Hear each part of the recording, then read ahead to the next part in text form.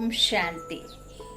26 सितंबर 2023 के आज के ईश्वरीय महावाक्य हैं और आज की साकार मुरली में मीठे बाबा ने हम बच्चों से विशेष 2 बातों पर ध्यान देने कहा है और बाबा ने ज्ञान का निचोड़ ही इन 2 बातों में समझाया है कि बाबा ने कहा है कि ज्ञान की जो बूंद है, एक बूंद, वो क्या है उसे समझना है और इस एक ज्ञान की बूंद से आपको जिस बात को समझाया जाता है और जिसे याद करने कहा जाता है वही फिर मुक्ति, जीवन मुक्ति प्राप्त करने का आपके पास में जरिया है।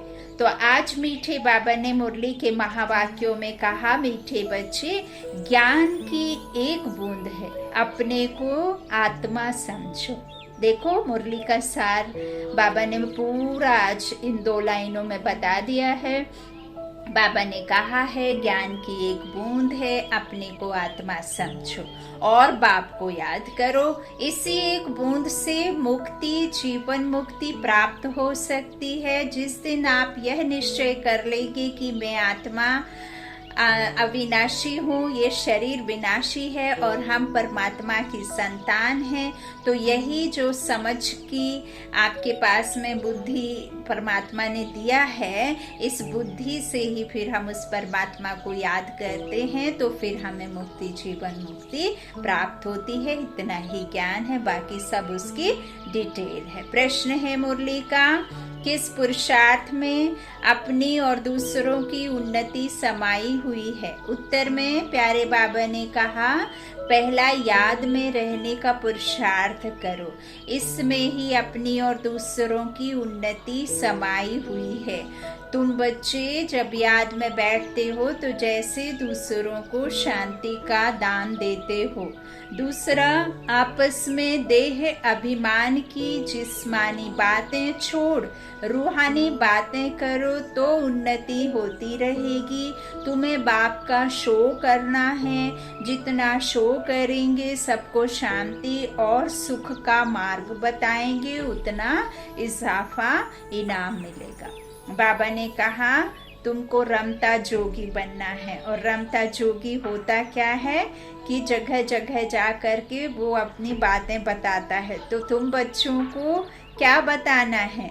परमात्मा के ज्ञान को रमता जोगी बन जगह जगह फैलाना है, परमात्मा की पहचान देनी है और 2 बापों का संबंध समझाना है, एक लौकिक और एक पारलौकिक पिता का। 2 बाप का परिचय देना है। एक तो सबका बाप होता है लौकिक शरीर रूपी पिता, लेकिन दूसरा जो परमात्मा है उसकी यथार्थ नॉलेज हमें सबको ज्ञान के द्वारा रमता जोगी बन करके देना है। गीत है तू प्यार का सागर है और तेरी एक बूंद के प्यासे हम। ओम शांति। यह भक्ति मार्ग में गाते आए हैं, महिमा करते आए हैं। महिमा है परमपिता परमात्मा की। जैसे भक्ति मार्ग में अनेक प्रकार के गायन होते हैं, उत्सव मनाते हैं, वह भी गायन है। कोई भी मनुष्य, साधु, संत आदि का गायन नहीं हो सकता। गाते हैं वह ज्ञान का सागर है। एक भी बूंद मिले तो हम यहाँ से चले जाएंगे। कहाँ जाएंगे? मुक्ति व जीवन मुक्ति धाम।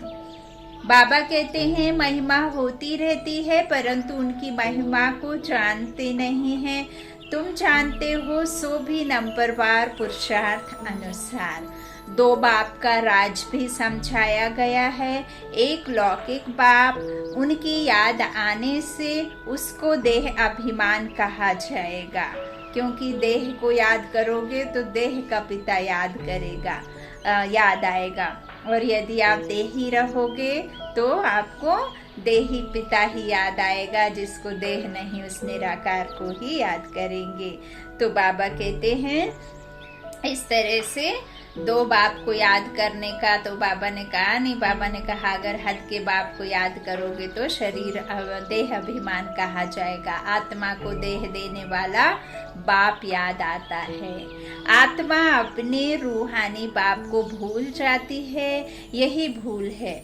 यूं तो कोई भूले हुए नहीं है, परंतु कह देते हैं आत्मा ही परमात्मा है, यही भूल है।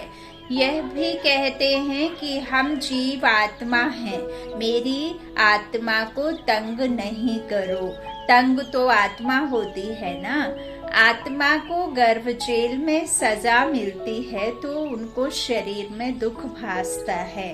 साक्षात्कार भी स्थूल रूप का कराएंगे, तब वह फील करते हैं हमको दुख मिल रहा है।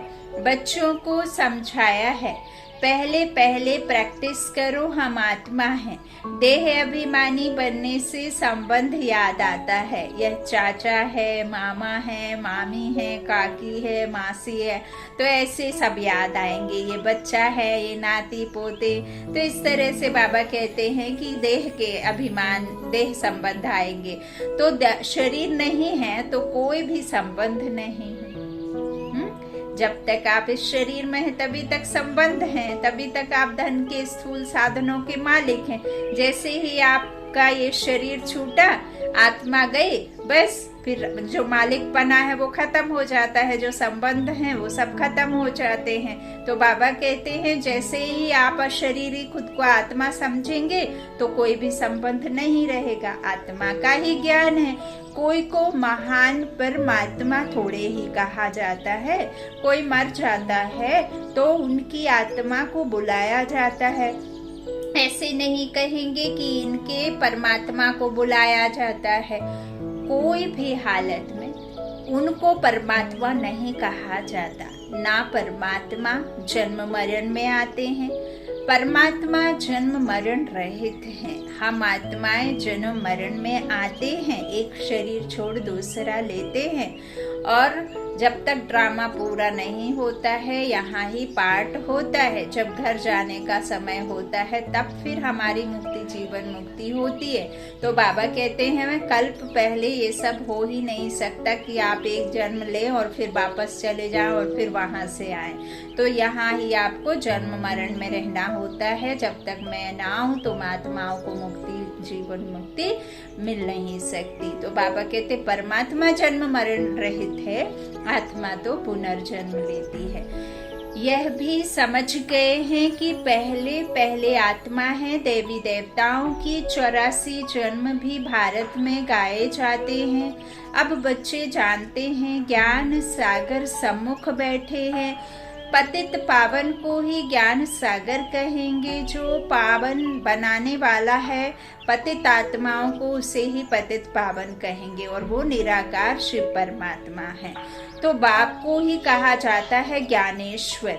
ईश्वर में ज्ञान है, सृष्टि के आदि मध्य अंत का। ईश्वर ही सृष्टि को रचते हैं, इसलिए उनको रचना का ज्ञान है। रचता कहते हैं तो जरूर रची हुई सृष्टि है, तब तो कहते हैं ना। रचता को बाप कहा जाता है, भाई बहन को रचता नहीं कहेंगे। रचता हमेशा बाप को कहा जाता है, बाकी सब कुछ है रचना। बच्चे जानते हैं हमारे सम्मुख बाप बैठे हैं। भल विलायत में कोई बैठे होंगे, कहेंगे बाप से हम दूर हैं, परंतु याद तो करेंगे ना। तो मन से जिसे याद करते हैं वही सबसे नजदीक होता है। भला आप तन से साथ में रहें और उसके प्रति आपके मन में कोई भावना नहीं है, याद नहीं है, या किसी तरह की अच्छी भावना उसके प्रति नहीं है, तो साथ रहने का कोई फायदा नहीं है। तो परमात्मा भी ऐसे ही है। आपके जो भाव है, आपकी याद जितनी अधिक उससे जुड़ी रहती है, उतना ही नजदीक आपके परमात्मा होता है। तो बाबा कहते हैं भल कोई कहीं भी रहे, परंतु याद तो करेंगे ना। तुमको भी याद करना है, परंतु लौकिक संबंध को देख पारलौकिक बाप को भूल जाते हैं। और किसी को यदि थोड़ा कोई ज्यादा पूछ लेता है, परिवार का कोई एक ऐसा सदस्य, तो उसे ही भगवान मान बैठते हैं। तो बाबा कहते हैं इन संबंधों में ही मुझे भूले हुए हैं। इसलिए बाबा कहते हैं उठते बैठते बाप को याद करने की प्रैक्टिस करो। मैं आत्मा इस शरीर से चलती हूँ। आत्मा का ज्ञान तो तुमको है, यह जानते हो आत्माएं और परमात्मा अलग रही बहुकाल। ऐसे नहीं कहा जाता परमात्माएं और आत्मा अलग रहे बहुकाल। आत्मा और परमात्मा कहा जाता है। अभी बाप बच्चों के सम्मुख बैठे हैं, कहते हैं आपकी एक बूंद भी बोध है। परम पिता परमात्मा हम आत्माओं का बाप है, बस इसको ज्ञान कहा जाता है। ऐसे और कोई को भी कहने की हिम्मत नहीं आएगी कि तुम सब आत्माओं का मैं बाप हूँ। जिसको ही ज्ञान सागर पतित पावन कहते हैं, यह कहने कोई को आएगा नहीं, क्योंकि वो है ही नहीं। तो बाप ही कहते हैं मैं तुम्हारा बाप हूँ। बरोबर अब महाभारी लड़ाई भी सामने खड़ी है। यादव कौरव पांडव भी है। यह सारा समझाने पर मदार है। चित्र देखने से कोई समझ जाए सो मुश्किल है। बाबा कहते हैं किसी भी बात को देख करके नहीं समझा जा सकता, और ज्ञान भी तभी टपकेगा जब आपके अंदर वो समाया हुआ होगा, जब आप परमात्मा को प्रेम से प्रत्यक्ष करने की बाबा कहते हैं बात। बाबा कहते हैं तुम बच्चे ही मुझ भगवान को, मुझ ईश्वर को प्रत्यक्ष कर पाओगे, तो तब कर पाओगे जब मेरे समान तुम बन जाओगे। तो बाबा कहते चित्र देखने से कोई समझ जाए सो मुश्किल है, जब तक टीचर ना समझाए। स्कूल में भी टीचर समझाते हैं ना, बिना समझाए तो टीचर की पढ़ाई नहीं आती है ना, कि टीचर को देख करके सब कुछ समझ जाते हो, किताब को देख करके सब समझ जाते हो, नहीं ना। परमात्मा कहते हैं टीचर समझाते हैं ना। तो यह इंडिया है, यह लंदन है। बिगर समझाए बुद्धि में आ ना सके। अगर नक्शे में नाम पढ़े तो भी सिर्फ नाम कह सकेंगे, लेकिन कहाँ है, कौन राज्य करते हैं, कुछ भी समझ नहीं सकेंगे। यहाँ भी हर बात समझने की होती है। आजकल तो पहले भवका चाहिए, शो देख करके ही आएंगे। अब वहाँ समझाने वाले बड़े अच्छे चाहिए। बच्चे ही समझाएंगे कि यह जगत अम्बा है, सबकी मनोकामना सिद्ध करने वाली है। झाड़ के नीचे दिखाते हैं कामधेनु बैठी है, तो उनसे मिलने लिए भी आएंगे। जगत पिता है तो जरूर जगत की माँ भी होगी, परंतु जगत अम्बा इनको कहते हैं क्योंकि कलश माताओं को दिया जाता है। मुख्य जगदम्बा गाई हुई है, फिर उनकी सेना भी है। तुम बच्चे एग्जीबिशन करते हो तो उसमें समझाने के लिए बड़े अच्छे अच्छे बच्चे चाहिए, शुरूढ़ बुद्धि। बाबा ने समझाया है। मुख्य बात है बाप के परिचय की। पहले पहले समझाओ, दो बाप हैं, एक है तुम्हारा लौकिक बाप, दूसरा है पारलौकिक बाप, गॉड फादर। लौकिक बाप से तो जन्म जन्मांतर हद का वर्षा लेते आए हैं, लिया, और दूसरा जन्म लिया, फिर लिया, तीसरा लिया, फिर गया, गमाया। तो यहाँ परमात्मा कहते हैं अब बेहद का वर्षा है, बहुत गई थोड़ी रही। विकर्मों का बोझा सिर पर बहुत है, इसीलिए हम उड़ नहीं पाते हैं, क्योंकि हमारे जो भी संबंध हैं, सुख सुविधाएं हैं, उनके बोझ के नीचे हम दबे हुए हैं। हमें वही सच लगता है, जबकि सच तो वो है ही नहीं। योग से ही विकर्म विनाश हो सकते हैं, मासी का घर नहीं। अनुज, कुछ ना कुछ हिसाब किताब रहा हुआ है, तब तो भागना पड़ता है ना, भोगना पड़ता है कि नहीं।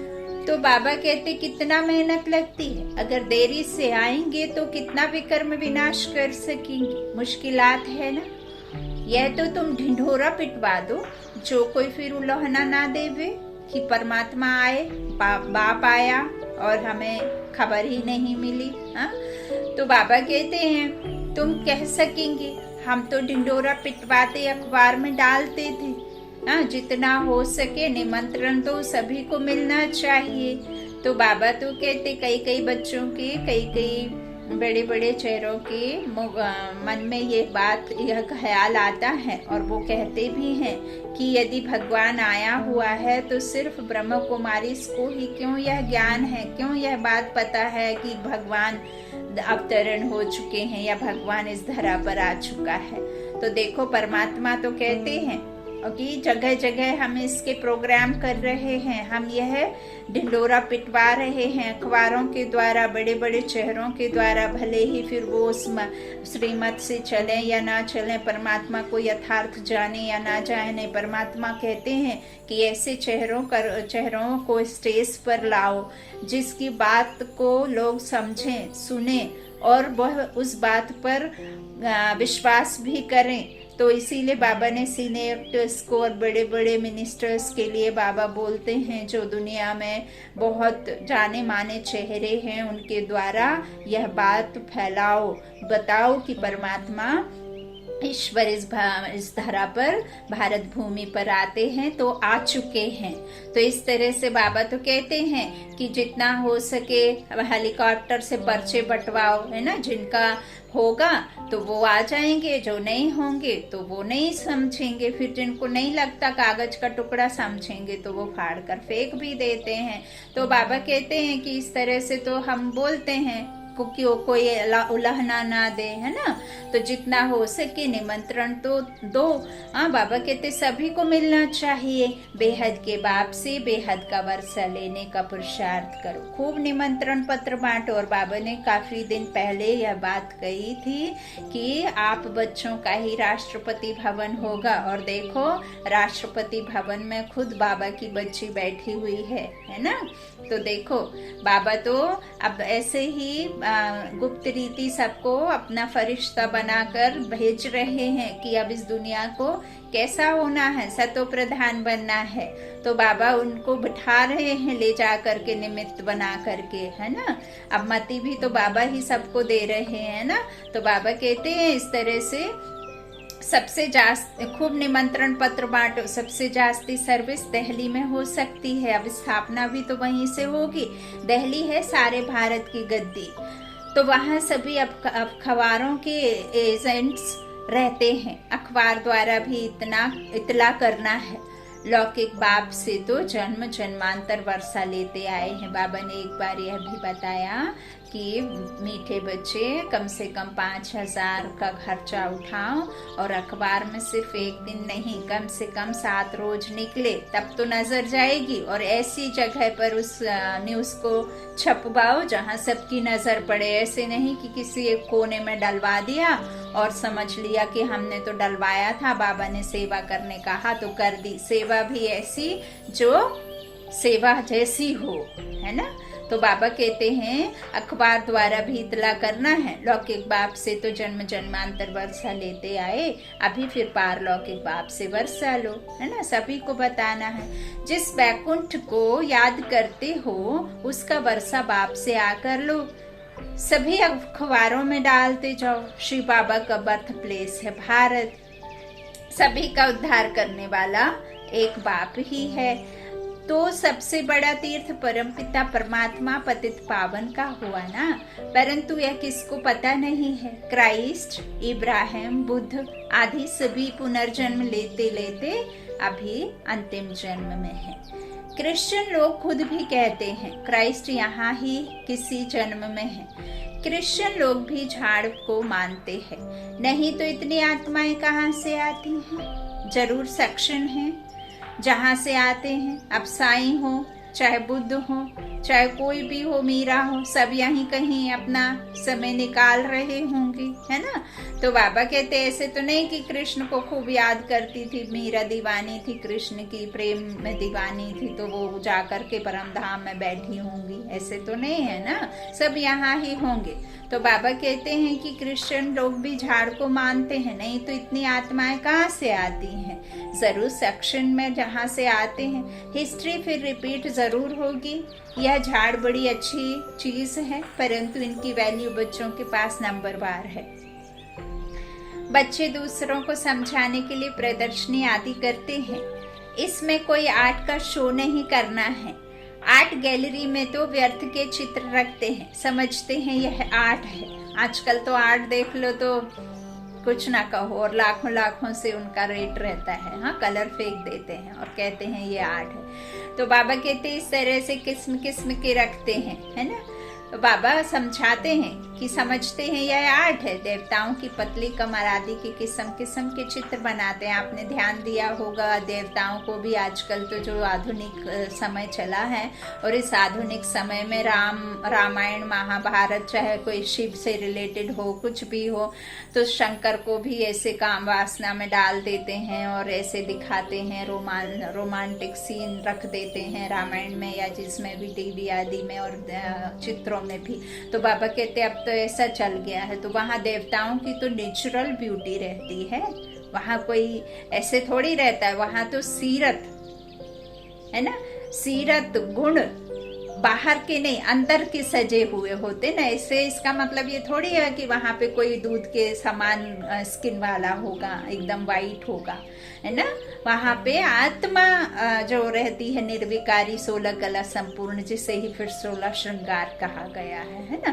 फिर यहाँ पे हमने उसे अपने शरीर के 16 श्रृंगार समझ लिए, जबकि परमात्मा आत्मा के 16 श्रृंगार करके वो भी हर घर से फिर हमें ससुर घर, 2 कुल की निभाने के लिए फिर हमें 21 जन्मों की राजाई देता है ना।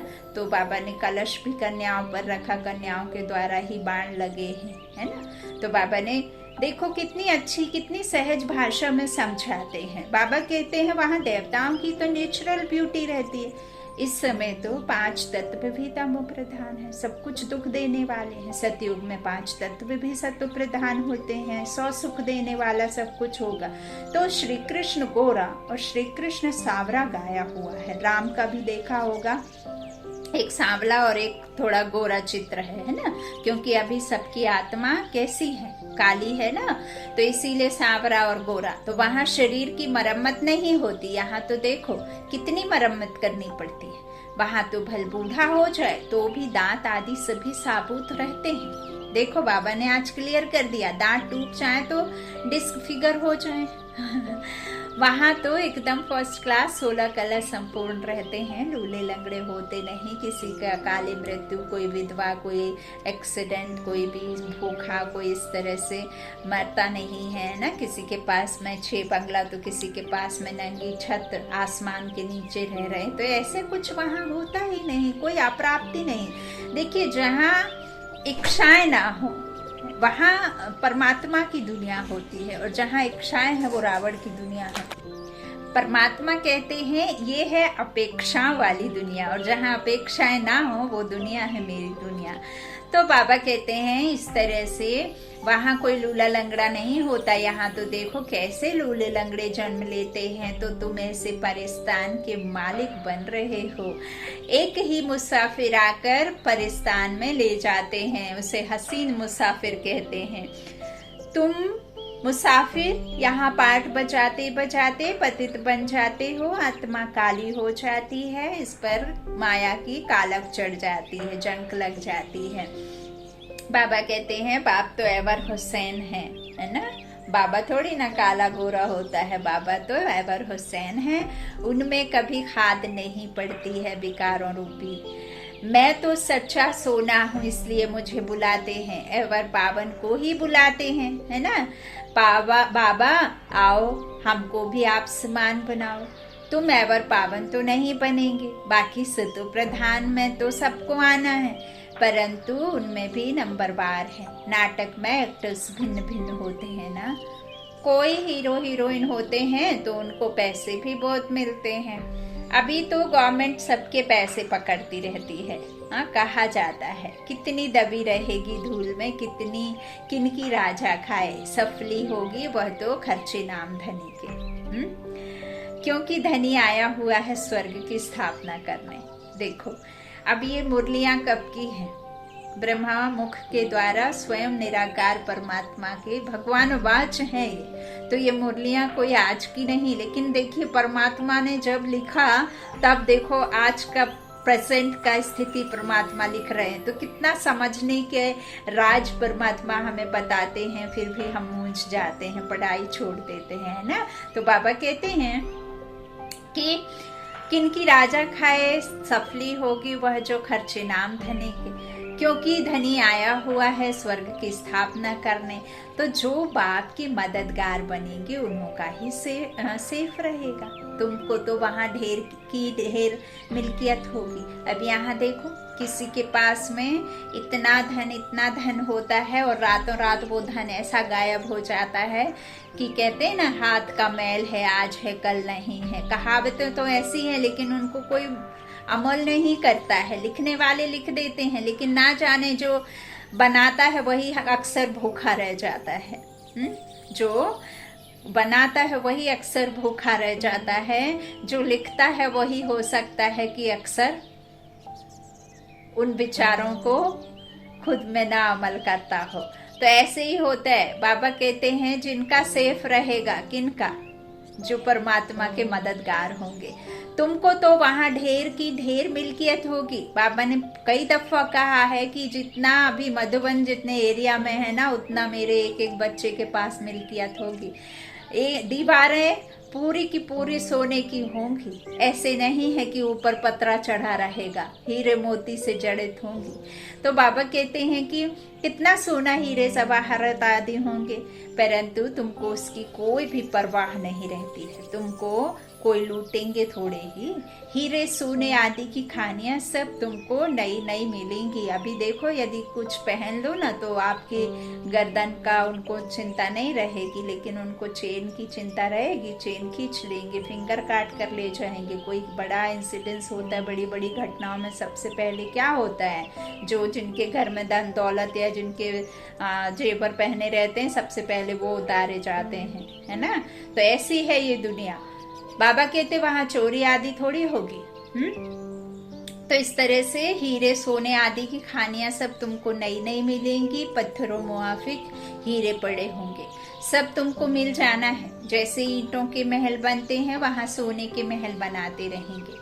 धनवान प्रजा भी सोने के महल बनाएगी। ऐसा नहीं है कि प्रजा के पास में मिट्टी का रहेगा और जो महाराजा रहेंगे उनके पास में सोने का रहेगा। नहीं, बाबा कहते हैं सिर्फ उनका मर्तबा ऊपर नीचे रहेगा। जिस हिसाब से पुरुषार्थ करेंगे उस हिसाब से गद्दी मिलेगी, लेकिन उधर उनको कोई कमी नहीं रहेगी, है ना। तो बाबा कहते हैं कि वहाँ जो नौकर चाकर होंगे उनके भी सोने के महल होंगे। जो पूरे दानी बनते हैं वह भी सोने के बनाते हैं। बाबा सब बातें बतलाते रहते हैं। ऐसे भी नहीं कहते तुम भूख मरो। बच्चों आदि को भी संभालना है, गृहस्थ में भी रहना है। जिसका जिसमें पाठ है वो वहीं रह करके मुझे याद करे, ईश्वरीय पढ़ाई पढ़े। मैं तो अपने पास में सबको नहीं रखूंगा, है ना। और परमात्मा के दरबार पर जाकर के हम बच्चों ने, जिन्होंने भी एक्सपीरियंस, हमने तो नहीं किया है, जो भी गया हो मधुबन, तो देखो एक मायके से भी ज्यादा सुख आपको वहां मिलता है। ना आपको बर्तन धोना, ना मांजना, ना खाने की चिंता, ना वो सोने की चिंता। बिल्कुल बराबर से आपके आसपास ही पूरी दुनिया आपके ऐसा लगेगा जैसे कि परमात्मा मेरा सब कुछ करके हाथों पे देता है। हाँ, तो इस तरह से जैसा जिसको चाहिए वैसा मिल रहा है, बिन मांगे सब कुछ पूरा हो रहा है। तो बाबा कैसे सबको रख लेंगे? हाँ, सबको तो नहीं रख लेंगे। तो बाबा कहते हैं इस तरह से पत्थरों मुआफिक हीरे पड़े होंगे, सब तुमको मिल जाना है। हाँ, तो प्रजा भी महल बनवाएगी। बाबा कहते जो पूरे दानी बनते हैं ना वह भी सोने के बनाते हैं। बाबा सब बातें बतलाते रहते हैं। बाबा कहते हैं बच्चों आदि को भी संभालना है। रचता का फर्ज है संभाल करना, दुखी करना नहीं है। भूख नहीं मारना है, रहम दिल बनना है। मनुष्य कितने दुखी हैं जानते हो? फैमन पड़ेगा तो बहुत दुखी होंगे, त्राही त्राही करेंगे। बचाओ बचाओ की चारों तरफ से हाहाकार सुनाई देगी, फिर जय जयकार होगी। सब आत्माओं को सुख मिल जाएगा। बाप है ही दुख हरता सुख करता। बाप को हरि कहते हैं, दुख हरने वाला। सुख है दो, एक शांति धाम में रहना और दूसरा सुख धाम में रहना। सुख धाम में पवित्रता, सुख, शांति सब है। बाप कहते हैं मैं कल्प कल्प आता हूँ जब मनुष्य बहुत दुखी हो जाते हैं। मेरा पाठ ही उस समय का है, इसलिए मेरा नाम ही है दुख हरता सुख करता, सर्व का शांति दाता सुख दाता। तुम जानते हो हम बाबा के साथ सबको शांति का दान देते हैं। जितना याद में रहेंगे उतना औरों को दान देते रहेंगे। फिर नॉलेज देते हैं सुख के लिए। तो बच्चों को माता पिता का शो करना है, सन शोज फादर, फादर शोज सन। तो जितना शो करेंगे सुख शांति का मार्ग बहुतों को बताएंगे तो इजाफा मिलेगा। बाबा तुमको कितना सब नई दुनिया की नई नई बातें सुनाते हैं, पुरानी दुनिया और नई दुनिया दोनों का साक्षात्कार आते हैं, अच्छे और बुरे का भी पाठ पढ़ाते हैं और ही जास्ती तुमको साक्षात्कार कराएंगे। बाबा कहते हैं परंतु उनको जो बाबा के पक्के सच्चे बच्चे होंगे, सच्चे दिल पर साहेब राजी होता है ना, सच्चे दिल की मुराद पूरी होती है। तो सच्चे दिल पर साहेब राजी, दिलाराम बाप को दिल दोगे तो बाप दिल ले करके दिल लेगा, है ना। तो बाबा कहते हैं हाथ कार डे और दिल यार डे ना, हाथ से कर्म करते रहो और दिल परमात्मा को दे दो। तो तुम बहुत कुछ देखेंगे और शुरू में भी दिखाया था, फिर अंत में दिखाएंगे। कितने प्रोग्राम आते थे, साक्षात्कार कराते थे, कितने सजावट सा ताज आदि पहनाते थे, फिर से भिन्न भिन्न प्रकार के दिखलाएंगे। मिरुआ मौत मलु का शिकार, उसी समय पार्टीशन में भी मिरुआ मौत था ना, तुमको कोई परवाह नहीं थी, तुम तो जैसे जीते जी मर गए। तो बाबा कहते हैं बच्चे पूरी मेहनत करो, पुरुषार्थ करो, हम आत्मा है, एक दो से भी रूहानी बातें करते रहो, जिस्मानी देह अभिमान की बातें खत्म। जो आश्चर्यवत भागंती हो जाएंगे वह यह सब नहीं देखेंगे। पास्ट भी तुमने देखा और जो नया होगा वह भी तुम देखेंगे। मेहनत करो। मीठे मीठे बच्चों को बाप बहुत प्यार करते हैं। प्यारे बच्चों को बहुत प्यार मिलता है। जो अच्छी सर्विस करेंगे उनको प्यार भी मिलेगा, पद भी मिलेगा। भूलो नहीं, हम आत्माओं को निराकार परमपिता परमात्मा शिक्षा दे रहे हैं, स्वर्ग का वारिस बना रहे हैं, दैवी गुणवान बनना है। आगे तो सब में आसुरी गुण थे, अब बाबा सब मुख बैठे हैं, जिससे वर्षा मिलता है उनसे लव रहता है, दलाल से नहीं। दलाल कौन? ब्रह्मा बाबा। दलाल तो बीच में हो, सौदा तुमको उनसे मिलता है। तो बाप को याद करो, देह अभिमान को छोड़ते जाओ। मेरा तो एक बाबा, दूसरा कोई भी देहधारी याद ना आए। यह तो बाबा पुरानी बूट में आए हैं, पुराने तन में आए हैं, मैंने यह लूट लिया है। कल्प पहले भी यह अक्षर कहे होंगे, अब भी कह रहे हैं। आज के ही दिन तुमको यह समझाया था, फिर समझा रहा हूँ। कितनी अच्छी विशाल बुद्धि चाहिए। लक्ष्मी नारायण नंबर 1 बने हैं, जरूर अच्छी प्रारब्ध बनाई होगी। यह गॉड फादरली सल्वेशन आर्मी है, सारी दुनिया को मुक्ति, जीवन मुक्ति की सल्वेशन देने वाली, सर्व का सदगति दाता राम। गति में तो जाना है ही दुनिया को, सारी दुनिया को। अच्छा, याद प्यार मीठे मीठे सीखी लधे बच्चों प्रति माता पिता बाप दादा का याद प्यार और गुड मॉर्निंग। रूहानी बाप की रूहानी बच्चों को नमस्ते। हम रूहानी बच्चों की रूहानी माता पिता बाप दादा को याद प्यार और गुड मॉर्निंग। शुक्रिया बाबा। धारणा के लिए मुख्य सार। पहला बाबा ने कहा बाप के साथ सारे विश्व को शांति का दान देना है। बाप समान दुख हता सुख करता बनना है।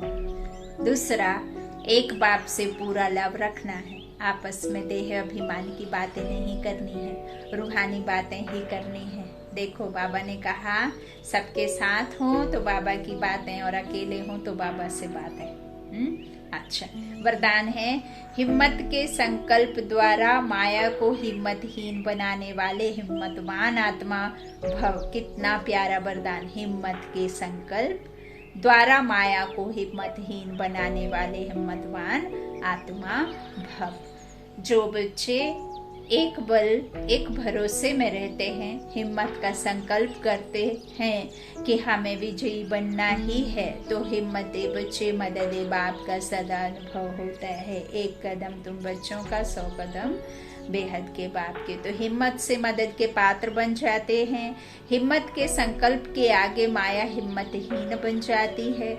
जो कमजोर संकल्प करते कि पता नहीं होगा या नहीं, क्या, क्यों, कैसे, कब, कहाँ कौआ करता है, काएं काएं काएं काएं, क्यों क्यों क्यों क्यों, है ना। तो बाबा कहते हैं तुम बच्चों का ये कार्य नहीं है, हाँ, कि पता नहीं होगा या नहीं, मैं कर सकूंगा या नहीं, ऐसे संकल्प ही माया का आह्वान करते हैं। इसलिए सदा उमंग उत्साह संपन्न हिम्मत के संकल्प करो, तब कहेंगे हिम्मतवान आत्मा।